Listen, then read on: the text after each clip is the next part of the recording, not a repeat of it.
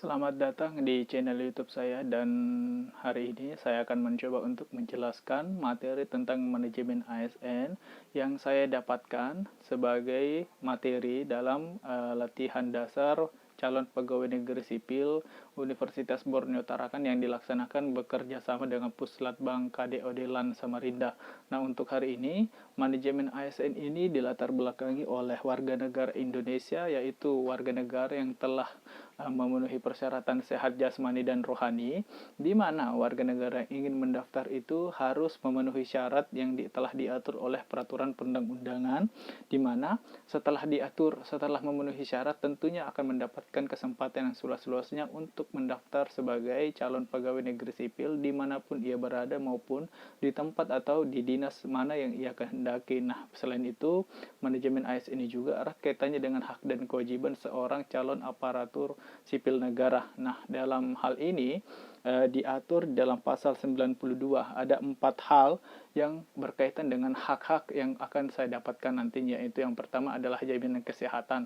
Jaminan kesehatan ini tentunya bisa kita kenal dengan BPJS, di mana jaminan kesehatan adalah jaminan yang diberikan kepada setiap calon atau setiap aparatur sipil negara jika mengalami gangguan kesehatan, tentunya bisa mendapatkan jaminan jika menggunakan jasa tersebut atau bisa menggunakan kartu BPJS tersebut di rumah sakit yang telah ditunjuk oleh pemerintah. Lalu yang kedua adalah kecelakaan kerja. Saya selaku tenaga pengajar di Fakultas Hukum Universitas Borneo Tarakan tentunya bisa mendapatkan jaminan kecelakaan jika seandainya saya dalam menjalankan tugas mendapatkan kecelakaan maupun kecelakaan kerja seperti itu. Dan yang ketiga adalah jaminan kematian. Jaminan kematian ini tentu seandainya seseorang pegawai negeri sipil itu telah meninggal, tentunya keluarganya akan diberikan santunan berupa jaminan kesehatan. Dan yang terakhir yaitu bantuan hukum.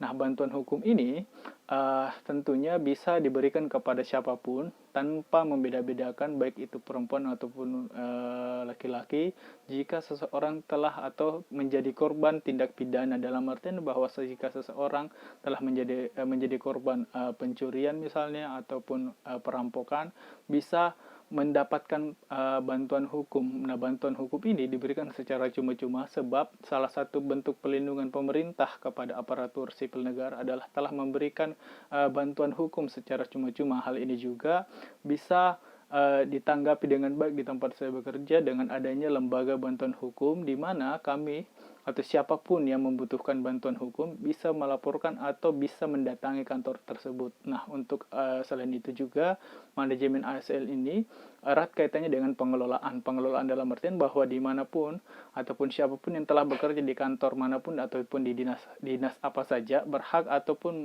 harus tahu tentang cara mengelola kantor. Seperti itu, bagaimana dia menyeimbangkan antara hak dan kewajibannya, bagaimana dia menyeimbangkan antara tugas, fungsi, dan kewajibannya sebagai calon aparatur sipil negara. Seperti itu. Nah, cukup sekian dari saya. Untuk materi berikutnya akan saya jelaskan kembali di video berikutnya. Sekian. Terima kasih. Wabillahi taufiq wal hidayah. Assalamualaikum warahmatullahi wabarakatuh.